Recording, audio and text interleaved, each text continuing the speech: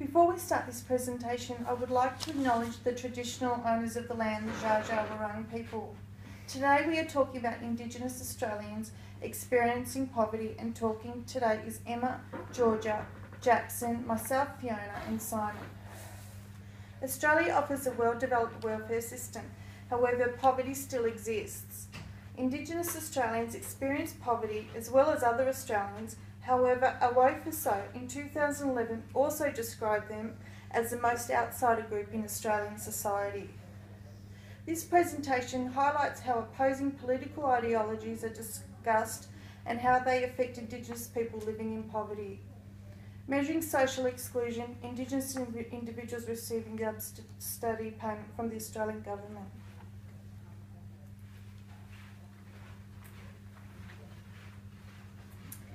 So, Australia is a highly developed country and has well-developed systems put in place to try and improve any of the negatives in the country. Although Australia has a welfare system set up to improve and reduce poverty, that does not mean poverty disappears altogether. Poverty is a concept used to define where people sit within society. The theory of poverty labels people in society who cannot afford basic things others take for granted, such as new clothes, ample healthcare, housing, a good education, and recreation and employment opportunities. People live in poverty often have to prioritise. This means not only choosing what's most important, but also deciding what they may need to sacrifice in order to have what they need most. There are 3 points to focus on within poverty. We need to measure income, the living conditions, access to health, and access to education. Each point is necessary for living within society. Traditionally, there was one measurement of poverty, and that was income. Recently, that has been reformed in order to address the issue in an improved way. Defining Aboriginality is complex. Aboriginality has a long and controversial history within Australia. Still today, there are a number of different definitions of Aboriginality. One being an Aboriginal as a person who is a member of the Aboriginal race of Australia. The other, predominating in program administration, but also used in some legislation and court judgments, defines an Aboriginal as someone who is a member of the Aboriginal race of Australia, identified as an Aboriginal and is accepted by the Aboriginals community. Aboriginality is a careful topic and needs to be treated with attention and respect towards the traditional owners of this land. Indigenous Australians in relation to poverty are particularly vulnerable. There is a difference in life expectancy of Indigenous Australians compared to non-Indigenous Australians. Indigenous Australians still to this day have a lower life expectancy due to living conditions and daily lifestyle. For Indigenous Australians in 2006, it was measured that the median income of an Indigenous household was 65% of a non-Indigenous household. This was found in the ACOS report. Another fact in that in the last census, 2.5% of the Australian population were identified as Indigenous. And Indigenous Australians were 3 times more likely to be living in poverty than non-Indigenous Australians. Overall, we see the difference between non-Indigenous Australians and Indigenous Australians. We see the poverty levels of both and the line between them. Thank you.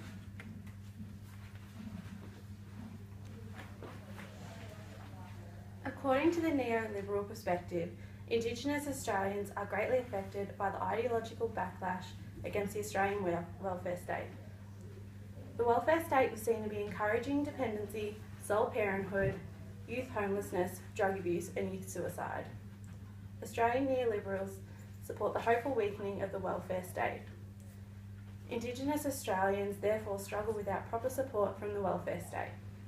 By the welfare state encouraging youth homelessness, drug abuse and other bad habits, rates of inequality and poverty are going to rise, particularly in Indigenous communities. The welfare state fails on moral, fiscal, economic and social grounds. Without proper support in all those fields, Indigenous individuals are going to struggle to receive proper income support or essential ethical rights. The welfare state offers more support to social workers instead of investing their interest in disadvantaged consumers who they are supposed to be assisting. The producers of welfare services have a vested interest in maintaining and expanding welfare programs that has little to do with alleviating poverty and far more to do with enriching themselves. Neoliberals argue that laws preserving minimum wages deny the less skilled and more disadvantaged workers access to jobs. This impacts a large amount of Indigenous Australians by making it harder to access jobs and have any form of income, therefore pushing more people into poverty, homelessness, and causing higher rates of drug abuse and youth suicide. Thank you. I'm doing effects of inequality and poverty on Indigenous Australians as well. Poverty and inequality are a major issue for Indigenous Australians. Lister defines poverty as a functional social, economic and political structures and processes which create and perpetuate an unequal distribution of resources both within and in a globally context between societies. Lister breaks down poverty and inequality into different groups that are often affected by inequality and poverty. She unpacks how poverty is lived as an individual depending on race, gender, ethnicity and many other social structures. Being excluded for the Indigenous Australians is them not having the same normal range of lifestyle which is experienced by the majority of the population. Although it is to do with a lack of money and assets, it is also to do with their social status and them feeling as though they are not treated equally. Whether this is the case or not, it is another discussion, but poverty and them feeling unequal leads to many disadvantages. An issue that is discussed by Lister in Lister's article is when individuals live rurally, and this can be strongly linked to the Indigenous community, as many live in remote areas, so it can be hard for them to get transport into urban places. This can make them feel unequal to the rest of the population, and often the reason for lack of transport is lack of money, and this is where poverty again comes in. This can become a geographic stigma associated to the Indigenous living in these remote areas. Often an issue with the Indigenous being struck by poverty is that they often feel like they can't get involved in social events and often struggle to get their children in schools. This again grows the inequality between the Indigenous and other Australians. Not going to school means that these young Australians are less likely to get jobs and less likely to go to university, which begins the cycle again.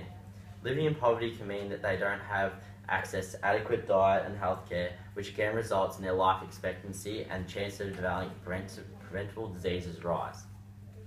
As discussed by Lister, there could be the possibility of hidden poverty, which could mean unequal distribution of income in the family. The women or the children in Indigenous families could be left with not enough food or basic goods that leads to parts of the family being struck by poverty, even though this can be hard to notice on the outside. The other major issue that Lister raises is racial stereotyping. We may just assume that because there are a large amount of Indigenous struck by poverty, that all are. This again results in that inequality between different social groups purely because they may be treated differently for something that may not actually affect them. Lister raises a lot of interesting thoughts and reasons why groups can be subject to poverty and inequality, and the Indigenous community are at this stage not an exception to the rule, and this needs to be fixed.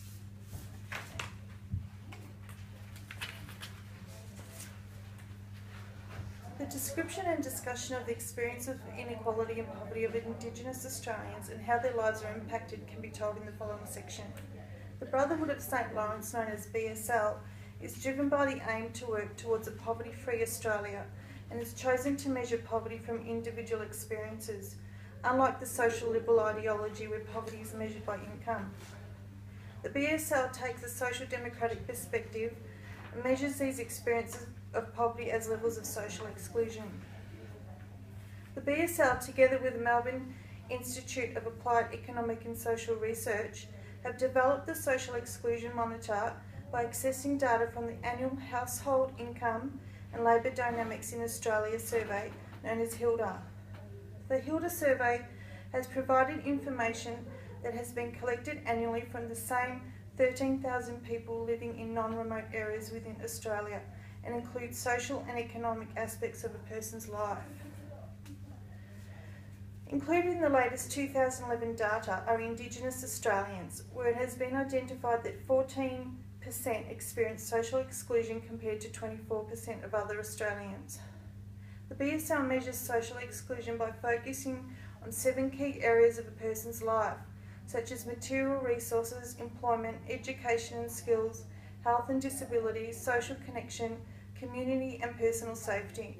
Included within these areas, 30 components of disadvantages are measured. These components, for example, can include low income, poor mental health, little social support, and disconnection from community. From these indicators, a composite score is determined, which then permits the BSL to measure an individual's level of social exclusion, where, for example, those Indigenous individuals scoring 2 or more are considered to be experiencing deep social exclusion. Social exclusion also exists for Indigenous Australians living in remote areas, where the Australian Institute of Health and Welfare in 2011 stated that approximately 25% of Indigenous Australians live. In comparison, only 3% of other Australians live in remote areas. Within these remote areas, Indigenous Australians who are exposed to social exclusion may experience additional factors that compound the exclusion, such as racial discrimination, unemployment, poor education, and poor health. Zubrick et al. Explained for those experiencing racial discrimination, Indigenous individuals can have a breakdown of self-esteem, suffer depression, anxiety, weaken individual capacities, and disrupt social cohesion, alienating groups and subsequent social exclusion.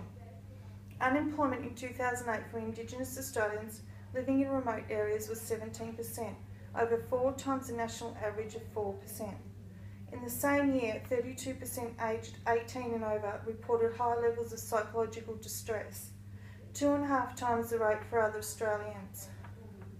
High psychological distress levels were associated with lower income, lower educational attainment and lower employment status. In addition, poor educational experiences and outcomes of Indigenous people are influenced by geographical dispersion of the population, minimal use of the English language and a high degree of chronic health conditions. Poor nutrition becomes a major determinant of excess morbidity, contributing to over 16% of the burden of disease, where malnutrition is compounded by inadequate facilities in the home to prevent food from being contaminated.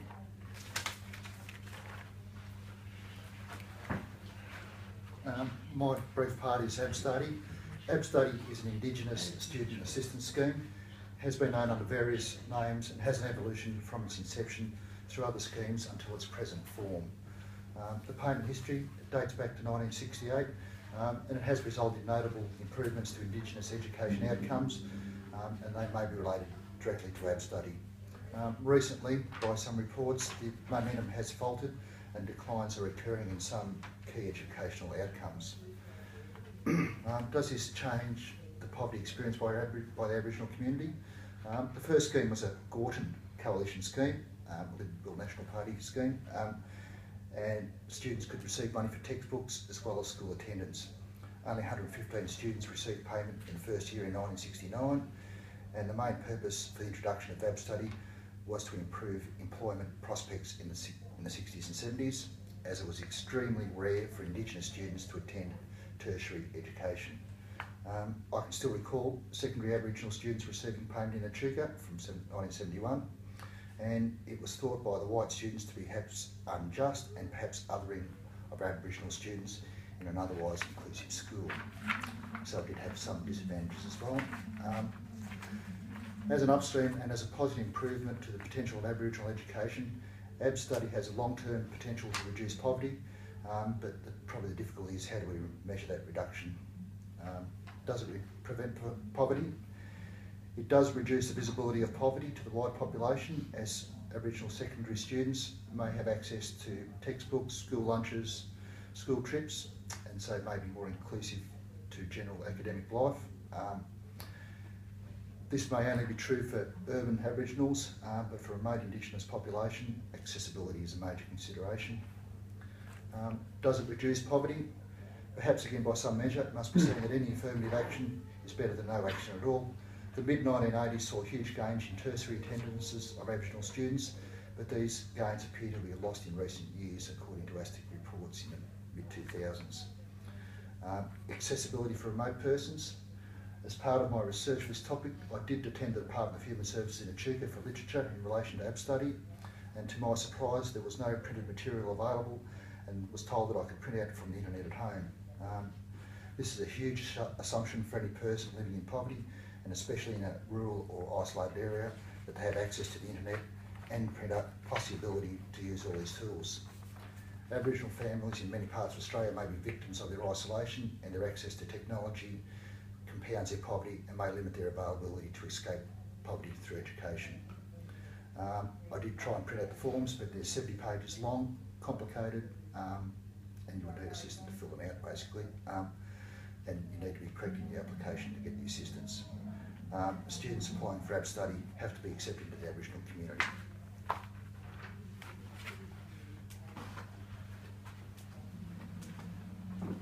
As you have heard today, there are many factors contributing to Indigenous Australians experiencing poverty. It is important that we address these not only for their own health and wellbeing, but also for their communities. Thank you.